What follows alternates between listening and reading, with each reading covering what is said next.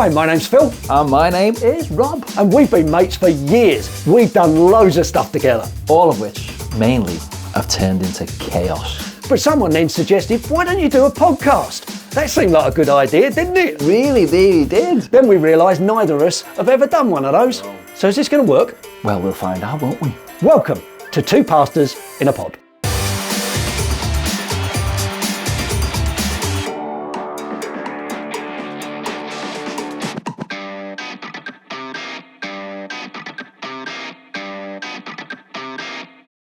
So, here we are again. Welcome to another episode. Which one? It is 37. 37 of Two Pastors in a Pod. And as we always say, if you're new to this podcast, there's loads of other information that you can get. We're pleased you're here. We're pleased you've joined us. We are indeed. And I've got a question for you, right? So come on, right at the very start, where are we at then? Bit of Shakespeare. Oh dear me. Bit of Shakespeare for you. I didn't do Shakespeare at school. I think this was Shakespeare. It'd be fun if it wasn't. To plant or not to plant? Yeah.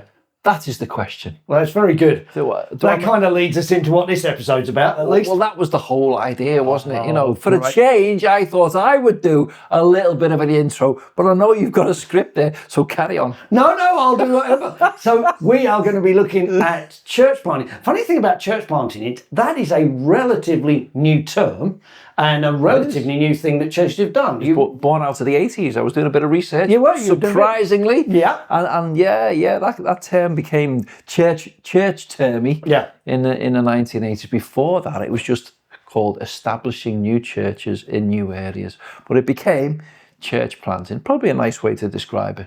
So that's what we're going to be looking at, and whether you're watching and you're in a large church, whether you've done lots of church planting, whether that's new to you, and we're going to look at how does that work in our kind of society, in different areas in the country, and what are the kind of challenges, the encouragements of beginning a whole new work in a new area. So what qualifies you to speak about this? I happen to know that you've been involved in maybe one or two church plants. Yeah, over the years, I've had the privilege of being involved with numerous churches who have planted, helping in various ways. But in terms of actually planting, beginning churches from scratch, there's two churches that I've been pastor of a church where we've church planted. So those experiences have been different, but those churches are now established and they are growing, and that's one of the challenges. So actually, on this episode, he actually knows what he's talking about. Which makes a change, I know. But you know, one of the things that we've done at every episode, 37, we have had at least 37 cups of tea. And we've always wanted to dive into a new challenge, a bit like church planting, diving into a new challenge, trying and testing something out new. Well, do you know where this tea came from? I do know where this tea came from. Yeah, but do you know where it originated from? No. A plantation. Excellent, good. So, that's as near as we're going to get to a joke, I guess, about church planting. So Nathan's laughing. No, Nathan is cringing. And I can just sense all the viewers, all three of them out there, are just, they've got it, they got the joke. Anyway. So, would you like to try the tea for today? From my plantation. From your plantation, yes. Yes, I'd like to try it. Now, this time it doesn't look like a sample. It actually looks like proper tea. It always looks like a sample. Well, you've got milk. Someone who's not had enough water.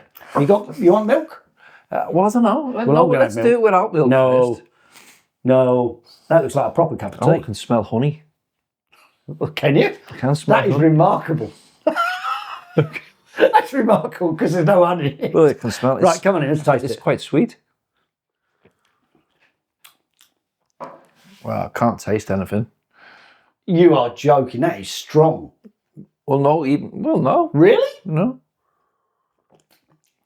Anyway. Oh, you can definitely taste that. What's in it then? Well, come on in. Well, what do you think's in it? Well, it's not honey. Vanilla. Nope. You haven't got a clue. I've run out. Do you like it? It's okay. I'd give it a 5, 6, maybe. It's all? That's all I give it. Yeah, I'd certainly give it a 6. It's got a bit of a after twang to it. Is it an expensive one? It is an expensive one. So this is another oolong tea. Oolong? Oolong tea. So that's the expensive one. Semi-oxidised. but it had Well, semi-oxidized. I'm not drinking anything that's only semi-oxidized. I want it fully oxidized. According to... And I don't want it owned by Elon Musk. Right. According to... Oh, wait, is this the expensive one? This is the expensive one. Someone bought you that, didn't they? This, yeah, it wasn't me. So this is caramel and walnut. That's it. And walnut. Caramel and exactly what I was almost thinking. Yeah, you didn't say it. Anyway. Actually, it's not bad. I think it's pretty good. You give it a 6. I'd probably give that a 7. I like it. Okay. So we still haven't had the sponsorship from PG Tips yet, have we? Well, no, we keep asking. We've been working on this for 37 weeks. You think... And not one sponsor has come along. So if you were in the tea making business, yeah, we're here. We're here. And we're available to do whatever you like. Yes. We really don't We'll care. go to your plantation. So, church planting. Segue into church planting. Yeah. So I read the other week, knowing we were going to do this podcast, that church planting is a bit like having a baby. Oh, go on. Everybody gets very excited for you at first. Then you start to get sleepless nights. Then you very quickly realise you're out of your depth. That's most people's experience of church planting, because it is a massive thing. Starting a new group of believers really should never be undertaken lightly. Yeah. Well, I've got a question. Obviously, so come on. Interviewing the expert. I don't know. Let's make this clear. I am not an expert. Well, that's true. If you look back on your experience of 3 church plants, then what kicked it all off? What was the catalyst that made you think that we need to plant? Because there are people out there, I'm sure, are listening who are part of churches, and maybe because it's quite I don't know, maybe this terminology is wrong, but it's quite sexy to talk about. In church life, it is to talk about. Okay. Is your church planting? Yeah, whether sexy is the term or whether that's it's probably the wrong. But we know what you mean. But so it becomes a bit obsessive in some churches, and there has to be legitimate reasons for planting a church. So what would you say? There are a whole list of priorities. One of those priorities is to identify why do we need to church plant. And I think there's a number of answers to that, but one of those is the primary, and we wouldn't be doing a right podcast if we didn't mention what we read in Matthew's Gospel. The Great Commission. The Great Commission, Matthew 28, where Jesus says, Go therefore and make disciples of all nations, baptize them in the name of the Father, the Son, and the Holy Ghost, and teaching them to obey everything. Yeah. That is the premium catalyst. It is going into the world with the good news of the gospel, with evangelism. Now, but you can be missional and not plant. Oh, absolutely. There are very, very large churches that don't church plant, but they work. So when you've got large churches, there are certain things they can do that small churches can't. Yeah. The priority is we are all meant to evangelise. That's what we're meant to do. Yeah. Theologian, let me quote you from Peter Wenger, who said this. Wenger or Wagner? Wagner. Did I say Wenger? Wenger. He's the Arsenal. He used to be an Arsenal. There's a Wenger diagram. Oh, is there? Wagner was a composer. Peter Wagner. And he wasn't a composer, he was a theologian. He said this: planting new churches is the single most effective evangelistic methodology. I still got it wrong. Under heaven. I think what he meant was. Say that again. It's the single most effective way of evangelising. Methodology. Is the I still word. Can't say it. No. But I think what he's saying, church planting doesn't mean that any other evangelism is important. But church plants are in a unique position. Yeah. Because when you first church plant, and certainly that's what I felt, when you first church plant, you're uniquely positioned with something new, something often seen as exciting, but you've got new methods that you can use, new ways of dealing with things. You've got new disciples. Yeah. And there's an invigorated kind of manner in which you can take all the things that, whenever I've been involved with church planting, we've taken, why do we do what we do in such a way? Is it because it's a tradition, or is this how it happened in the New Testament? Or what's the way that most pleases God in anything we do in church life? And so there is a good excitement to that. But there's also a lot of reasons people do church planting which are not correct. I think the ones I've been involved in, or the ones I've planned towards. Yeah. The big question we are trying to answer is one of capacity, because you in a church building, your existing church building, you are restricted by the number of seats that you can get in there, and potentially by the number of services that you can conduct. So you have a decision to make. Yeah. Do you build a bigger church in the location, or do you establish another church elsewhere? And I think most churches go for establishing churches elsewhere, but it's not always about when you reach capacity. That's the thing. I mean, in my experience, first, church planting is a command. Go into all the world. So we've got to take our evangelism out. No good just staying where we are. I think the second thing is, sometimes it is about we've outgrown our building, therefore we need to do something. But one of the things that I think we often forget is the challenge of the Spirit of God. Yeah. Do you remember in Acts 16, when Paul has a vision, and the vision is given by God of a man from Macedonia. Yeah. And the man from Macedonia says, come over and help us. Yeah. Now, I think if church leaders capture that kind of vision, say, look, we are so where we live, for instance, we're in Shropshire. Yeah. It's not exactly a huge plethora of evangelical churches. Yeah. There are vast areas that don't have any witness. And one of the things is the challenge is, what can we do to extend the kingdom of God into those areas? And that's the challenge of the Spirit. I think one of the problems we've got is that sometimes people go, well, the kudos that you talked about at the beginning. Sexiness. Kudos is probably a better word. People I've seen over the years, I've dealt with people who've church planted because they just can't find a church they like. Yeah. It doesn't suit them, so they start their own church. Yeah. I think it has to be for the right reasons. Yeah, and honestly, I think church planting comes out of churches.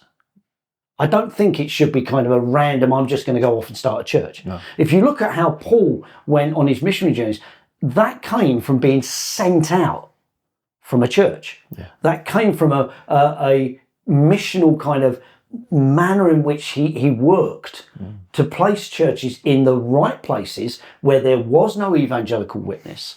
And he did that in a systematic manner, supported and backed up by the prayer of a church. So if you could summarize the why, first off, it's a command. It's a command, which is to go. Secondly, you're looking for a prompting from the Holy Spirit. Absolutely. And and then thirdly, I think that prompting has to come from within sometimes as well. Yes. The congregation, people have a desire to reach out. You've got people maybe who are travelling in. Yeah. From distances, certainly in the rural areas, travelling in from distances where there is no witness nearer. Yeah. I think that's another key thing. Yeah. So the why, I think we've established a little bit about the why, and why not to do it. It's to basically just satisfy your own ego. I don't like this church. Yeah, I'm not happy with its maybe some of its theological stances. So I will go and plant a church of my own. The wrong reason, isn't it? Yeah, I think one of the things we have to identify on this podcast, and if anyone's been a Christian for any length of years, there is no such thing as a perfect church. And even when we begin new churches, we do that under God. Yeah. It's his plant, not mine. Yeah. And I think one of the things we need to remember that unless, as it says, Psalm 121, unless the Lord builds the house. It's not 121. It's not 121, is it? No. Whichever psalm it is, we'll get to. Yeah. But unless the Lord builds the house, then we're labouring in vain. We're working in vain. It's God's work, not ours. Yeah, it is. And I think, there are, from my experience in the past, there are... 127. Are you sure? Yeah, 127. I think from... Where's my phone's going? Sorry. From my experience... I meant to put it on silent. You Normally did. That's you, isn't it? Normally, it's always but it's me. I've completely forgotten what I was saying now. Oh yeah, from my experience, there are people who just want to satisfy their own personal agenda in establishing church, and that is completely the wrong idea.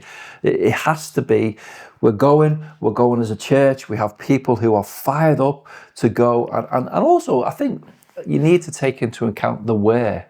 And if you have people coming into your church from different communities in different areas, well, maybe that's a place for you to start thinking about, well, maybe we can establish a church geographically with the people who are actually living in that location. Because to live in a location where the church is, I think, is often important. So there's the purpose. I mean, the how, well, we could spend multiple podcasts talking about that. But again, getting back to that the Lord building the house, there needs to be a unity of prayer, right from the top down. Absolutely. Over the matters of what you're going to do. You need to pray in establishing that work. If it's not covered by prayer, then it no longer is kind of Christ focused. Yeah. It's more on what we are doing, on what we think and what we want to achieve. This is about what God has desired for us. We need to understand, and again, not our work. No. God's work. I think if you were to go to a new church and ask questions of maybe the leadership in that church, you'd want to know what the vision is. Yeah. And you'd want to know whether that vision included outreach. Now, whether that was church planting or not, you'd want to know that this was a church that was looking to go out into the highways and the byways. And that may well include, planting a church or establishing another church somewhere else in the future. But they're the kind of things you look out for. I've always said in any of the churches I've been pastor of, you'd never kind of get on a bus if you didn't know where it was going. Yeah. If you didn't know where the plane was going, you wouldn't sit in your seat. Yeah. You need to have that, where are we heading under God? And church planting, I think, as I said before, is not an individual thing. This is churches grow churches. Yeah, they do. And that's what we should do. Okay, so back to your experience as a church planter in 3 plantations. Yes. There you go, just getting that back again. So what, in your experience, what were the difficulties that you encountered in planting those churches? I think one of the things that churches, and certainly church leaderships, but congregations as well, they need to count the cost. Yeah. And there is a very clear cost to church planting, which I think when I first was involved with planting churches, I didn't really realise. Certainly, I didn't realise until I was the pastor of a church that planted, that I didn't realise that some of the cost. The first thing is, when you plant a new church, the dynamic of the sending church changes. Yeah. It changes because there's something new. Yeah. A lot of the focus, and if you're a pastor of a church that's planted, holding the focus on Christ and the church that you're pastoring, and not all the focus being moved across to a new church plant, is a tricky balance. Yeah. But the dynamics change, and part of the reason is there are gaps left in church. The skill set changes, doesn't it? So it's between the two churches, and so an example: musicians may go off. Yeah. Elders may go off. In our first church plant, preachers may go off. In the first church plant that I did, Sunday school leaders may go off into other churches. So it's almost like you've got to re-establish yourself in the mother church, for want of a better phrase, the sending church. Yeah. So the whole, you're right, the whole dynamic does change, and I've experienced that. So in the first church plant that I was involved with, we lost. We had elders and we had deacons. We lost two elders, an assistant pastor, half our diaconate, and all of our junior church Sunday school teachers. So how did you navigate your way through that? Before we planted, we sought to challenge the church to step up. Yeah. The bigger challenge for me was the atmosphere. Right. For the first 2 to 3 months of the sending church, the atmosphere was different. The worship was different. In what respect?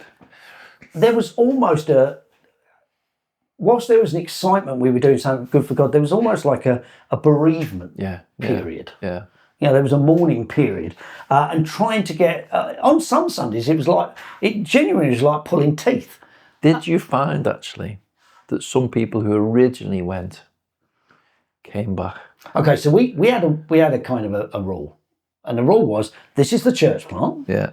This is the identified team that we're sending. Yeah. There is no problem with you going to visit. But this is the team that's going to go there. Unless the Lord really specifically puts it on your heart. Yeah. Go visit, support them in that. But this is the church God's called you to. Stay here for now. Yeah. Now, obviously, we lost some across who just decided they were going to go somewhere new. Well, didn't you challenge the congregation to commit to at least 2 years? Yes, I did. You did? How did you know? Because you remember that well, didn't you? I was there, wasn't I? Yes, you were. So we challenged the congregation to say, look, church planting, like growing a plant, takes time. It does. It is slow.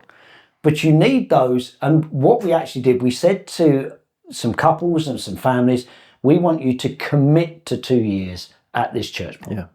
Yeah.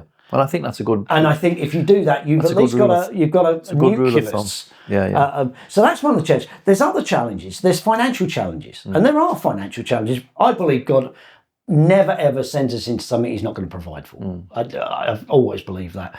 But there is a financial cost: hiring a hall, equipment, advertising. Also, if that church is established to become an independent church, there's a whole different conversation we could have about whether we believe they should be an association of churches or independent churches. In my experience, one church was established from the beginning to be an independent church. The other was to be developed into a group of churches. So I think initially, it's very much codependent, because what you get with the sending church is a financial input as well. Yeah. So, but then again, ultimately they have to become independent, I would say. But we may be different on this a little. We might have a slightly different view on that. But if that is going to be the way, an independency, the church at the beginning needs to think about how is that one little church going to separate from. Yeah. And so the way we did that with one of the churches was we fully funded their pastor, their hire hall and everything in year 5. Yeah. In year 4, we reduced that. In year 3, they began to pay for the hire of their hall and for their advertising. Yeah. In year 2, then we said you need to start taking on supporting half of your pastor, and then eventually, but there was a clear plan to withdraw the finances so it could stand on its own. It was staggered, wasn't it? Yeah. So there are challenges. There's lots of challenges, and you've outlined a few of them. But what are the blessings? Oh, well, the blessings of this, and that's where I get excited about stuff.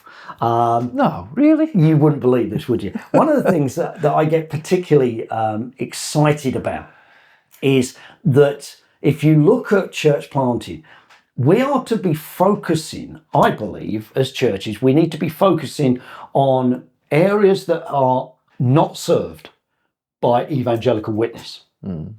There may be areas where there are other churches, but maybe not Bible-believing churches or gospel-preaching churches. Yeah. So you look at those emerging mission fields, and the blessings are you start with a blank canvas. Many towns, housing estates, urban, rural areas, right across the country have little or no really good gospel witness. So this is whole new. You are able to get to know a community. You should never church plant unless you've got to know it. Yeah. So whether you start youth work in the area, whether you begin with Hope Explored that we've just done. Or a home group. You develop that. But the exciting thing is then to see how does this start to grow. Yeah. The blessings, you will see people who maybe have been very quiet in church life for many years, stepping up. Yeah. It's stretching them. It fires people up. It fires people up to evangelize. Yeah. And again, because no one else is going to do it for you. And again, and you have stepped up because you know you're moving into a new area. Absolutely. In a community that needs the gospel. Yeah. And you are more fired up to do it. And that's a real blessing. And I think that's one of the things that we can become very mundane unless this new challenge is put in front of us. And although it's difficult, we go for it. Improves our prayer life, both of the sending church and of the church plant. And I think one of the things I talked about a little bit earlier was Paul's strategic missional approach. I mean, in Romans 15, he says this: "It has always been my ambition to preach the gospel where Christ was not known." Yeah. And I think for us, we need to develop that within communities. Go to the communities, shop in the communities, meet the people in the community, talk to the shop owners. And here's something which is quite a big challenge. I've made it a policy to go and talk to the other churches. Absolutely. That are in the town or the village. Absolutely. Or the area. Too many churches ignore the other churches. And then you create a tension within that community. Immediately. Absolutely. Now, the church we were involved in planting in Ellesmere, yeah, we were seen as a cult to begin with, because we were not in the traditional mould of church. Other churches had tried to church plant there, but what we did was we made ourselves very community engaged with every event, with everything that's going on. That's why we've got a shop there now. And we have a relationship with the other church ministers. Yeah. We're not an ecumenical church, but we engage because we want to have a relationship with them. Yeah. We disagree theologically.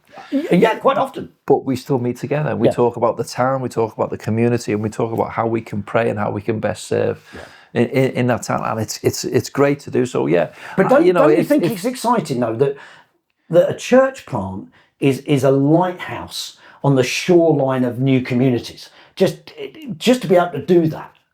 You obviously got that from somewhere. The church. Would you say that again? The church. So the church is a lighthouse on the shoreline of our new communities. I'm going to Google that later. I would Google it to see where you nicked that one from. I didn't actually nick it, but that's fine. we'll keep going with that.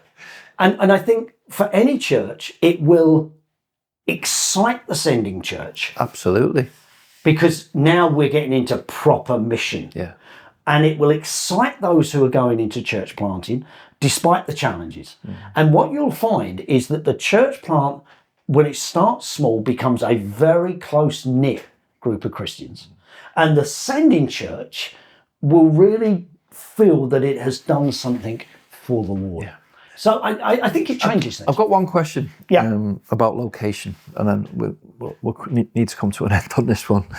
I know you could speak forever on this one, but if in a location that you're already in, and there are new housing estates being established, your existing building is at capacity, what do? Do you plant within the same community and have two churches there? What would you do? Because that's beginning to happen. That's a very relevant question. In Ellesmere, isn't it? Yeah, that's a very We're seeing lots of new houses going up. And we're almost at capacity in our own building. So what do? Here is another community in another location in town, and that needs to be reached. But we're full. Yeah. So the approach that we've taken from day one at the Cellar Church is we've said we never want to become a church that is 150 plus. I think once a church gets to 150, the whole dynamic does change. It becomes from a small church to a medium-sized church to a large church, and that depends on the capacity of the town. And we're not a massive town. We're a good-sized town, but we're not a big town at all. We're a rural community town. And so we've always said when we get towards that kind of 150, we will church plant anyway. Yeah. The problem is... That's part of the vision. That's part of the vision. The problem is, in our town, like I guess many towns across the country, we're being caught out by the speed at which housing estates are being built. Absolutely. And new people coming in, families are coming in. And so my view would be, we say, this is our kind of capacity in terms of what we believe is right for the town. We need now to church plant. And again, if you've got housing popping up all around you, you need to church plant in a manner which is nearby, not at some distance. Yeah. So you plant nearby. This is where we might have a debate. My view would be you church plant beginning with home groups or life groups or house groups. So those house churches then develop into village halls. Well, that's how Ellesmere was established. That's how our church was established, wasn't it? But one of the other things is that we have, pre-COVID, we were about to try something as a church which was called Village to Village, We were literally going to go as a congregation into a village to do a village day with games for kids and all sorts of things, and then have a service there in a village hall. We had 5 village halls lined up. In fact, we booked them all and paid for them before COVID came. And the idea was to see, Lord, is this where you want us to plant? That all these villages are nearby. That's good. And so I think we shouldn't be scared. The other thing is, not every church plant is going to work. That doesn't mean that people have been disobedient to the Lord or the timing. Yeah. Maybe the Lord just wants to. One of my favourite passages in the book of Isaiah is the picture of the mother eagle who stirs up the nest and kicks the young out. Sometimes God just does that, and we have to, and we need to be obedient to that. So back to the original question: to plant or not to plant? That is the question. I think the answer is yes. What we haven't touched upon, which we haven't got time for now because we've overrun, is revitalization. Yeah, that's another subject. And taking an existing church that perhaps is floundering a little bit and struggling. Maybe the congregation has gone really old and you know, the energy's gone, and then coming in and parachuting in. And I believe revitalization is much more difficult than church planting, and I'm not sure what New Testament. Yeah, well, maybe we've got. That's another conversation. Maybe if you've revitalised the church out there and you want to come on this podcast and talk about it, we would love to just have a chat with you. One final quote before we finish. Hudson Taylor: expect great things from God, attempt great things for God. This has been Two Pastors in a Pod. Yeah. Hope you've enjoyed it. Hope you're going to click on. Don't forget that you've got to click on and subscribe. With the button on the bottom. Lots of likes. So you'll find us on anywhere that you get your podcast. Yeah, so like us even if you don't. Have a lovely day.